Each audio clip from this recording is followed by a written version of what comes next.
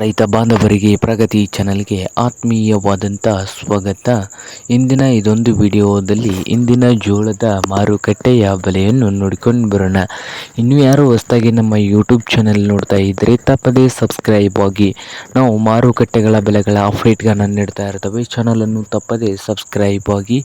ಇಂದು ಜೋಳದ ಮಾರುಕಟ್ಟೆಯ ಬೆಲೆಯನ್ನು ನೋಡ್ಕೊಂಬರೋದಾದರೆ, ಇಂದು ವಿಜಯಪುರದಲ್ಲಿ ಒಂದು ಕ್ವಿಂಟಲ್ ಜೋಳಕ್ಕೆ 3,000ದಿಂದ 3,600 ರೂಪಾಯಿ, 3,000ದಿಂದ 3,600 ರೂಪಾಯಿವರೆಗೆ ವಿಜಯಪುರದಲ್ಲಿ ಒಂದು ಕ್ವಿಂಟಲ್ ಜೋಳದ ಬೆಲೆಯನ್ನು ಹೊಂದಿದೆ.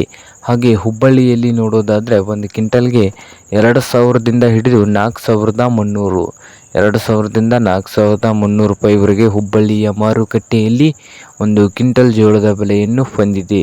ಹಾಗೆ ರಾಯಚೂರದಲ್ಲಿ ನೋಡೋದಾದರೆ ಒಂದು ಕ್ವಿಂಟಲ್ಗೆ ಜೋಳದ ರೇಟ್ ಬಂದು ರಾಯಚೂರದಲ್ಲಿ 4,000ದಿಂದ 4,200 ರೂಪಾಯಿವರೆಗೆ ಒಂದು ಕ್ವಿಂಟಲ್ ಜೋಳದ ಬೆಲೆಯನ್ನು ಹೊಂದಿದೆ.